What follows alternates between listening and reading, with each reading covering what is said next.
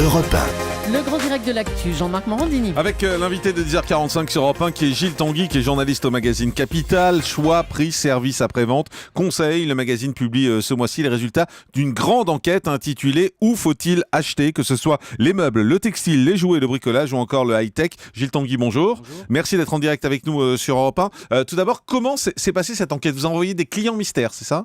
Oui, en fait, on a eu l'idée de travailler avec la société Directic qui est spécialisée dans l'audit des magasins, et donc on a envoyé plusieurs clients mystères qui ont visité, qui ont passé 200 heures sur le terrain. On a testé 144 vendeurs, visité 72 magasins pour vraiment radiographer un peu toutes les enseignes et tous les secteurs français. Alors du commerce. Vous avez testé à la fois les magasins, les vendeurs, le choix des produits, les prix, ce qui fait qu'on a un panorama assez large, avec des surprises parfois, parce qu'il y a certaines marques qui ressortent, on est un peu surpris. Alors on va commencer par le high-tech, puisque c'est ce qui ouvre un peu ce dossier. Alors là, vous avez testé trois grosses enseignes, la Fnac, Boulanger et Darty.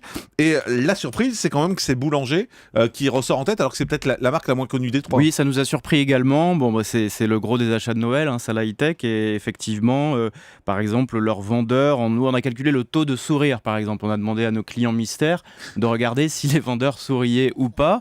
On s'est aperçu que Boulanger était très bien placé là-dessus. On a aussi posé des questions techniques à tous les vendeurs pour tester leurs compétences. Par exemple, au vendeur télé, on lui demande quel est le type de 3D diffusé par ce téléviseur. Moi, je ne sais pas y répondre, mais les vendeurs sont censés le savoir. Et bien là, c'était 100% de bonnes réponses pour Boulanger, alors que la Fnac, c'est pas mal, mais ils n'ont pas répondu à toutes les questions. Alors après, il y a un grand tableau, donc ce qui est intéressant, c'est qu'on peut choisir, parce qu'il y a certaines personnes pour qui le prix, c'est plus intéressant que les sourires. Alors si on prend les prix, par exemple, c'est plutôt la Fnac qui arrive devant Boulanger. Donc il faut aussi choisir. Enfin, voilà, moi, c'est vrai que le sourire, je m'en fous un peu. Ce que je veux, c'est avoir le meilleur prix, quoi. Chacun fait son marché. Il y a aussi le délai d'attente qui peut être intéressant. De plus en plus, les gens en ont marre d'attendre. C'est pour ça qu'il y a beaucoup de gens qui vont sur Internet et qu'on a fait cette enquête justement pour voir quelle enseigne résistait le mieux à la déferlante du e-commerce. Et c'est vrai que le délai d'attente, par exemple, là c'est Boulanger encore dans la high-tech, 1 minute 20 seulement d'attente en moyenne sur tous les tests qu'on a fait.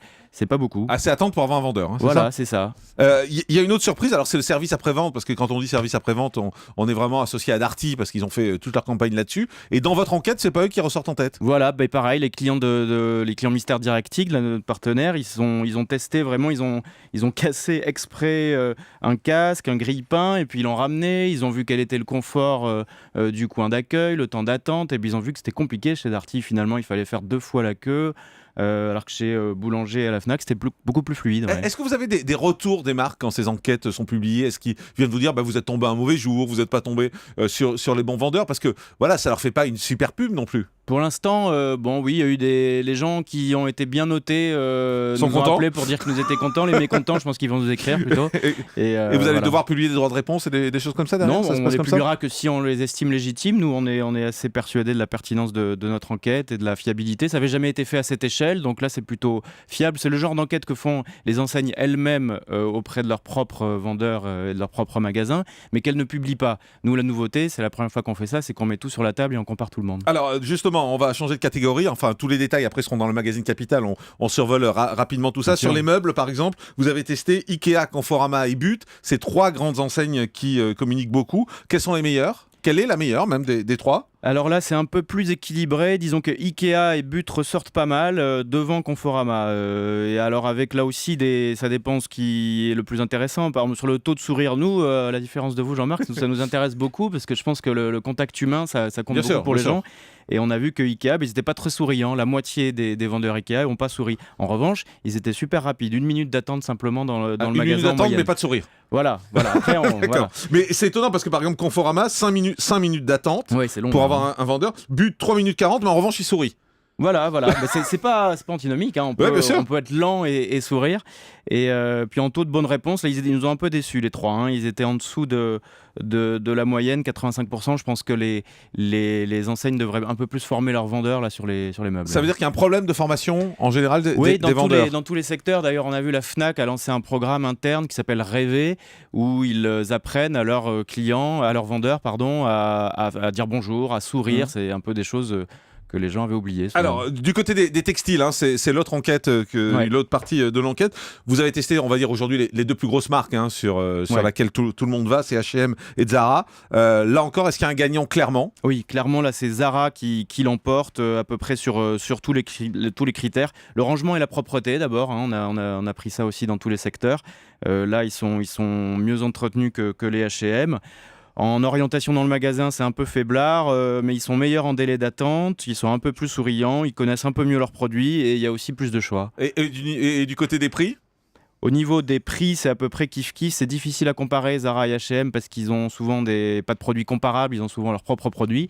Mais du coup, après on a des perles, hein, des vendeurs qui savent pas trop quoi répondre aux questions techniques qu'on leur pose, genre le skinny, ils savaient pas ce que c'est.